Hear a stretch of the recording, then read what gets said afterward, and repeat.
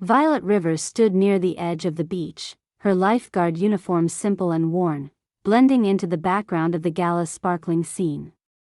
The wealthy guests gathered for the billionaire's celebration of his daughter's engagement moved past her in extravagant gowns and tailored suits, chatting and laughing under glowing lanterns that dotted the sand. Champagne glasses clinked and soft music floated in the warm evening air. Violet kept her eyes trained on the ocean but stepped aside whenever someone brushed past, careful to avoid drawing attention. She noticed a few glances and heard hushed remarks. A man sneered quietly about her scuffed shoes, while a woman close by whispered about her plain clothes and thick accent. The words stung slightly, but Violet remained steady, tuning out the snide comments. Her role was clear: watch the water, keep everyone safe, and stay out of the spotlight. Children played near the surf's edge, their laughter mixing with the crashing waves. Violet's gaze tracked the youngest billionaire Grandchild, a lively 8-year-old girl darting between the parties and the shoreline. Suddenly, the crowd's relaxed chatter shattered into panicked screams. The girl, caught by a sudden wave, vanished beneath the white foam. Every head turned toward the water, shock spreading like wildfire. Some guests froze as others shouted and glanced wildly, unsure how to respond. Beach chairs overturned, champagne sloshed, and the soft music was drowned out by a rising tide of alarm. In that instant, Violet's world sharpened. The party's luxury faded, and only the urgent reality remained: a child was missing, swallowed by the surf she had sworn to watch. Chaos rippled through the Gala as the screams sliced the evening's soft murmur.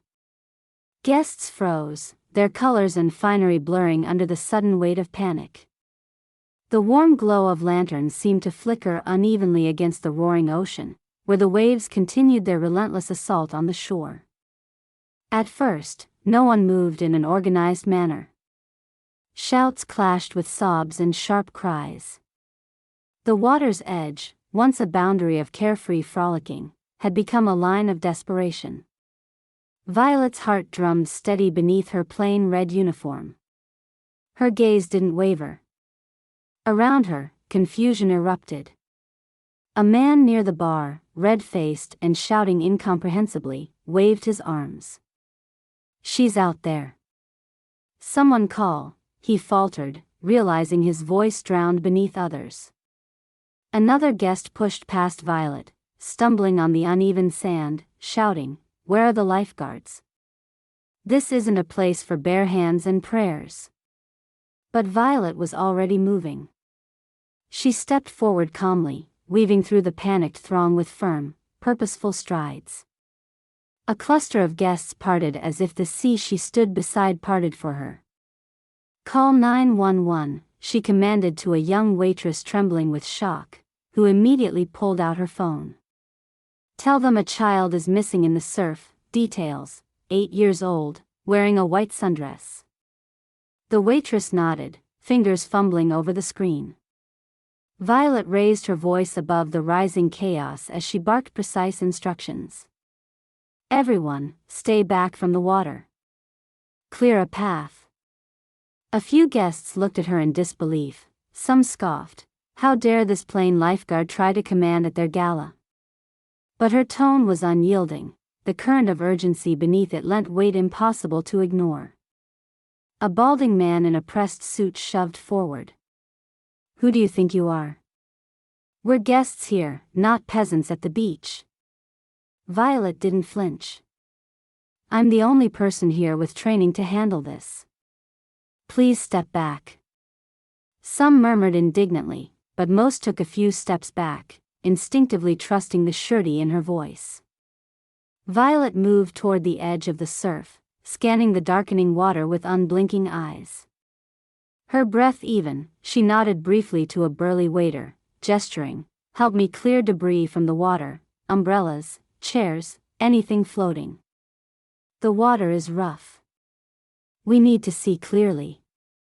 Together they pushed aside plastic chairs, overturned umbrellas, and a spilled tablecloth swirling in the froth. The small waves were murky, but Violet's trained gaze caught a flicker of movement beneath the surface, a small white fabric twisting with the tide. Without hesitation, Violet plunged into the cold bite of the ocean. The surge was fierce, the undertow grasping at her legs. Around them, gasps echoed from the shore, the partygoers frozen in concerned horror. Violet dived beneath a cresting wave, muscles tightening as she searched for the missing child she already knew was struggling beneath the surface. She found the little girl tangled in the swells, her small arms desperate, panic-stricken, fighting the pull of the sea currents. Violet clasped her firmly beneath the arms and kicked powerfully toward the surface and the shore. Her breath burned, the salt stung blistered skin, but her focus was absolute. The crowd parted like a wave as Violet broke through with the girl trailing behind her, coughing and sputtering. She dragged the child onto the damp sand, propped her gently on her side, and began chest compressions. The girl's tiny chest heaved, but she hadn't yet taken a full breath. Violet kept her hands steady, counted the rhythm beneath the whispered prayers that spiraled up from the anxious onlookers. The child's eyes fluttered, lashes damp with sand and salt water, then slowly cleared as she coughed and expelled a gasp of air. The crowd surged forward, murmurs swelling into tears and cheers. Violet sat back on her heels, ignoring the stinging cold and aching limbs, watching the girl's pale face coloring softly with recovery. The child's mother pressed forward, tears streaming as she wrapped the shivering girl in a luxury shawl, murmuring thank yous and kisses. People's eyes were no longer dismissive but wide with awe. Someone near the edge of the crowd whispered loudly enough that others caught it, "She saved her, the lifeguard saved her." The glances shifted. The whispered mocking about shoes and accents vanished, replaced by a very different kind of attention, respect, tinged with something close to reverence. A man who had earlier mocked Violet stepped tentatively forward, voice low, I never thought, thank you." Another woman, composing herself with effort, nodded towards Violet. "You weren't just a staff member tonight. You were a lifesaver." Violet offered a small, tired smile. Her role as invisible bystander was gone in that moment, replaced by something heavier but clearer. Messages buzzed quietly from the young waitress's phone as the 911 operator assured help was on the way. Violet helped the mother comfort her child, barking gently to keep everyone calm and in their places so medical teams could reach the shore easily. A few guests tried to arrange warmth and blankets, others checked for other possible victims.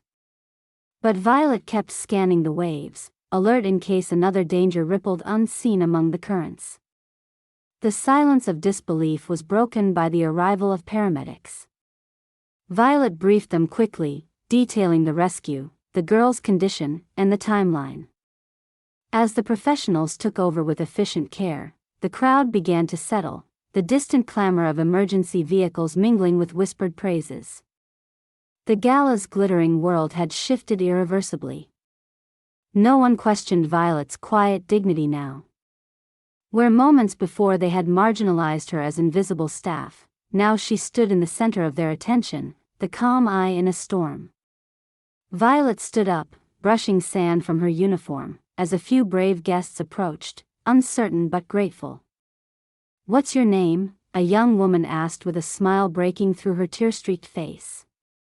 "Violet," she replied simply. The woman nodded, eyes bright. "Thank you, Violet. You kept her alive." Violet's lips pressed into a firm line as she replied, "I just did what I was trained to do." Around her, the Gala slowly resumed under a different mood, quiet, still tinged with shock but grounded by the certainty that someone capable had been there when it mattered most. Yet beneath the surface of her composed exterior, a familiar fire burned, a mix of old pride and aching hope that life might grant her a second chance to prove herself not just as a lifeguard but as someone who mattered to the lives she touched. Tonight, the ocean had tested Violet Rivers. And she had answered without hesitation. Violet Rivers lay in bed that night, the sounds of the ocean mingling with distant traffic humming through the thin walls of her small apartment. Her body ached from the rescue, but sleep remained elusive. Her mind drifted back to moments from years earlier, fragments of a past that had shaped everything she was, everything she'd sacrificed. She saw herself at 15, young and fearless beneath the bright glare of the community pool's floodlights. The smell of chlorine sharp in the air, and the squeak of rubber sandals on wet tiles echoed around her. That year, Violet had become captain of her swim team, a title she'd earned through relentless early mornings and hours of training. Coaches had noticed her calm in the water, how she moved intentionally, swiftly, how she never panicked. The other kids looked up to her, and the local lifeguard advised her to pursue certification. "I believe you're cut out for more than just swim meets," he had said with a smile. "You got a calm that saves lives." She remembered the pride swelling within her chest when she earned her first lifeguard certification at 17. The uniform felt like armor, wrapping around her with purpose and responsibility she hadn't known she craved before. Every summer, Violet volunteered for beach duty and aquatic safety programs, her reputation growing among locals who trusted her watchful gaze. She was known not just as a skilled swimmer but as someone who could think clearly in emergencies, someone who wouldn't hesitate to dive in. But life's currents shifted unexpectedly. One summer, her daughter Sophie had taken a sudden turn for the worse, struck by a severe respiratory illness that kept her in and out of hospitals. Violet found herself juggling hospital visits, late-night feedings, and endless bouts of exhaustion, all while trying to hold together their small, fragile world. She'd taken a coveted lifeguard instructor position once held out as the next step in her career but had reluctantly turned it down. "There's nothing more important than her," she'd told friends quietly. "I need to be there." Scenes flashed of sleepless nights, the sterile smell of hospital rooms, the soft beep of monitors. Violet's laughter and brightness dimmed as the stress piled up. Medical bills gnawed at their savings. The dream of rising through lifeguard ranks receded like a tide pulling out to sea. Instead, she took simpler jobs, beach patrols, part-time lifeguard shifts at small-town pools, and occasional temporary posts at events like tonight's gala. The packed social calendar of elite fundraisers and private parties was a world she observed only from the edges, her uniform plain, her presence often unnoticed or dismissed. Yet beneath it all, Violet never stopped training. Late at night, after Sophie had fallen asleep, she drilled herself on CPR techniques, refreshed emergency response protocols, and studied rescue case studies. The strength she hid from most was a quiet, steady flame, fueled by love and necessity. She remembered one particularly crushing afternoon when Sophie had woken gasping, and she had dropped to her knees, squeezing the inhaler into her daughter's fingers, willing breath to come. That moment had carved deep lines into Violet's resolve. She vowed she'd never again let fear paralyze her or those she loved. Back in the present, Violet shifted in bed, her skin still tingling from the cold ocean. She'd stayed out of the limelight for years, but tonight had rewritten the narrative. The rescue had reminded her, and perhaps others, that those quiet, unassuming people often carry the most vital power. The image of the terrified child beneath the waves remained vivid, the small wrist flailing, the desperate struggle to catch air. Those seconds mattered more than any awards or applause. Her training, her years of persistence, crystallized into action when no one else could organize or lead. As dawn brushed pale light over her windows, Violet resolved she would not bury her skills anymore, no matter the setbacks. Sophie's health was stabilizing, thanks to new treatments and careful monitoring, and Violet felt a flicker of hope that her own life could begin to rise again.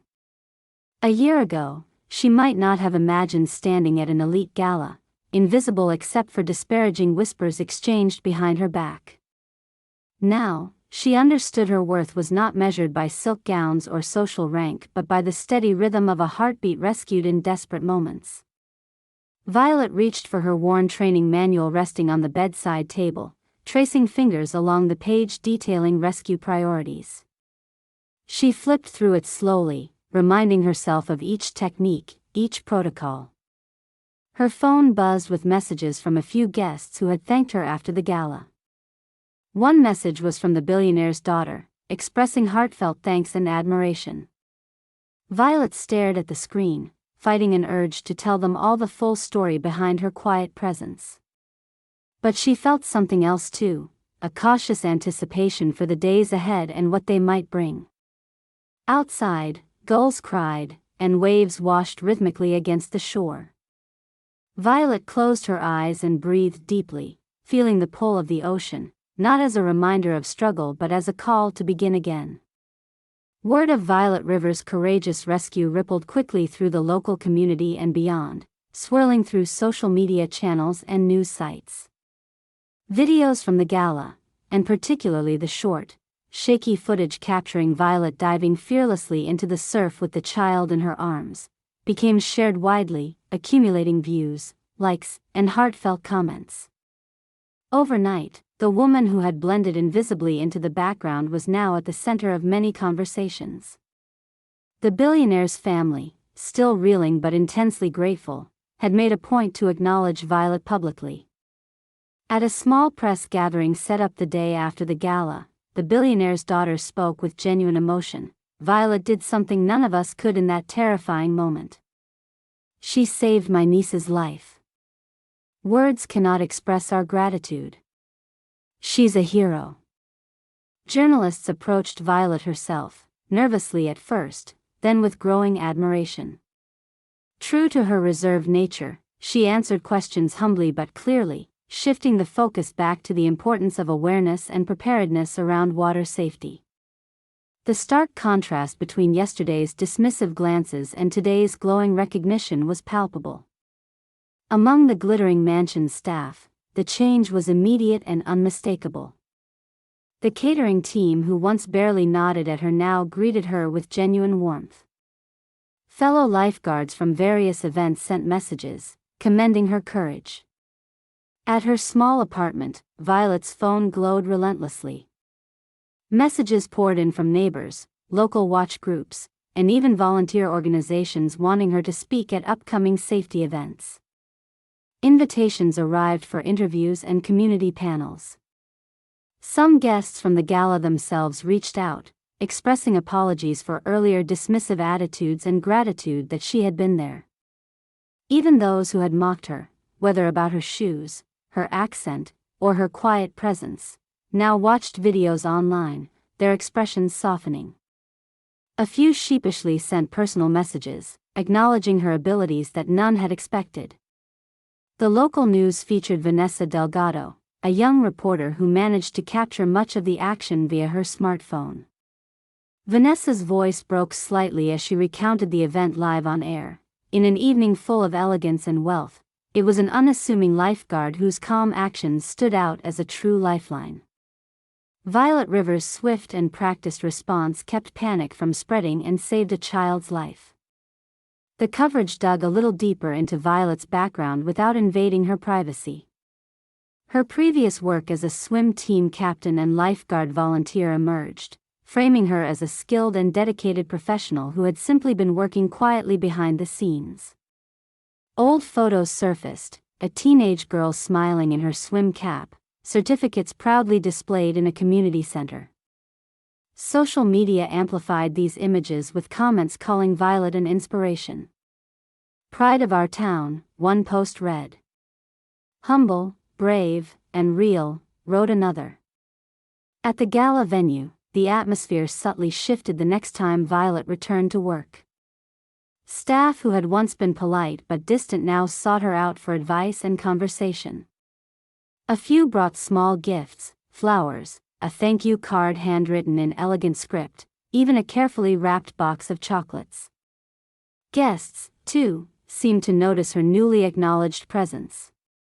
Where once she was passed by without a glance, now she received smiles, nods, and even a few warm conversations. One older woman stopped her near the beach entrance and said softly, you saved my granddaughter. Thank you. We will never forget." Violet accepted these gestures with quiet dignity, grateful but still grounded in her modesty. Recognition was unfamiliar territory. She discovered she didn't crave applause or headlines. Her satisfaction came from the knowledge that her skills mattered, that her training had matched the moment's need. The unfolding recognition brought a slow reshaping of Violet's identity, from the woman who faded into the background to someone increasingly seen as a vital part of her community's fabric. Even online, the new attention sparked conversations about the importance of emergency training and water safety, reflecting Violet's own lifelong beliefs. She was invited to speak at local schools and charity events, opportunities she accepted cautiously, understanding the impact but wary of stepping too far from the life she had carefully rebuilt. Yet with every smile, every grateful word, Violet felt a deeper connection, to herself, to those around her, and to the possibility that the quiet dedication she had invested in her skills could no longer be hidden. For the first time in years, she allowed herself to imagine a future where her expertise was valued, where she might regain what life's hardships had temporarily taken. The laughter of the rescued child, the tearful thanks of parents, and the shifting goodwill of a community stitched together a slow, steady hope. Violet Rivers was no longer invisible. The waves had changed, and so had she, embraced at last by the shores she had guarded so faithfully. Weeks passed since the gala that forever altered Violet Rivers' quiet world. The soft buzz of renewed purpose hummed beneath her days, even in moments when doubts crept in like low tides. The healing after the rescue extended beyond the child saved. It swept through Violet's life, slowly reshaping her future. On a sunny spring afternoon, a polished black car pulled up in front of Violet's modest apartment. She watched through the window as a well-dressed woman stepped out, carrying a leather portfolio and radiating a confident warmth. The ambassador of the regional Lifeguard Training Academy had come with an offer. Knocking softly, the visitor introduced herself as Maria Santos, coordinator of the Academy's new elite refresher and instructor program. Maria's eyes sparkled with genuine respect as she spoke. "We saw the footage from the gala, Violet. It reminded us exactly why investing in experienced professionals matters. We would be honored to have you join our training program, not just as a participant, but as an instructor who can inspire others." Violet felt her heart leap, but uncertainty wavered in her gaze. I've been away from formal training for a while." Her voice held a fragile hesitation honed by years of sacrifice and doubts. Maria smiled kindly. "That's exactly why we want you. Your skill, your calm in crisis, those aren't things you lose. This program is designed to update and support professionals stepping back into leadership roles. Plus, your story will resonate deeply with our trainees." That evening, Violet sat alone on her small balcony, watching the horizon bleed soft amber into the darkening sky. Sophie was asleep inside, her steady breaths a comforting rhythm. Violet's mind circled the invitation, weighing the comfort of familiarity against the allure of reclaimed purpose.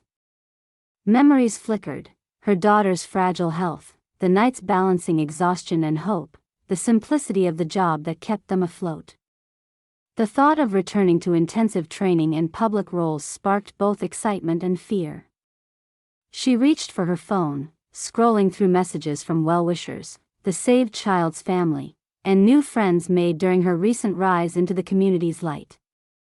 Their trust and gratitude settled over her like a warm blanket, steadying her resolve. After a long pause, Violet typed a reply to Maria's message, "Thank you for believing in me. I accept." The following weeks slipped into a whirlwind of preparation and study. At the training academy, Violet replaced her familiar red Lifeguard shirt with a crisp instructor's uniform bearing the academy's emblem. The hefty manuals and intensive workshops pushed her skills to the limit, but she embraced each challenge with renewed vigor. Her instructors acknowledged her talent and leadership, often asking her to demonstrate techniques or lead discussions. Violet's experience carried weight among her peers, many of whom had heard of her rescue story.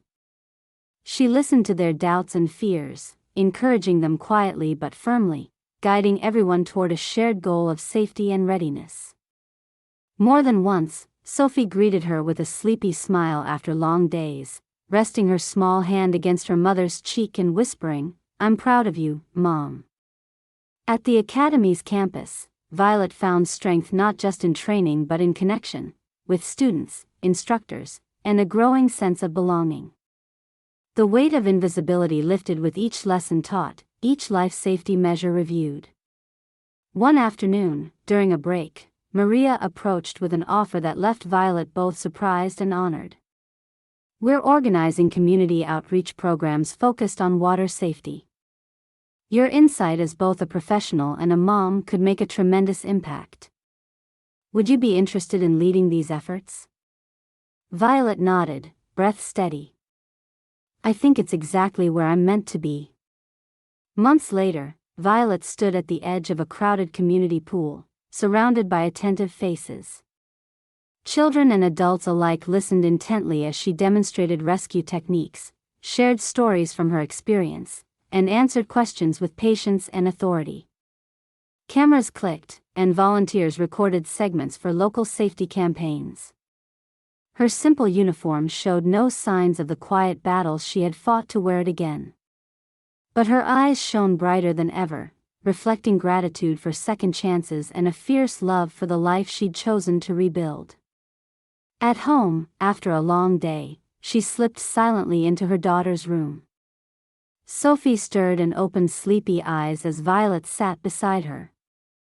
"Mom," Sophie whispered, "you saved a life. Now you're going to help save so many more." Violet smiled, brushing a strand of hair away from Sophie's face. "Yes," she said softly. "And I'm never hiding again." Outside, the sun set warmly over the ocean horizon. Waves lapped gently, steady and sure. Violet breathed in the salty air, no longer invisible or afraid, ready to face all the tides ahead.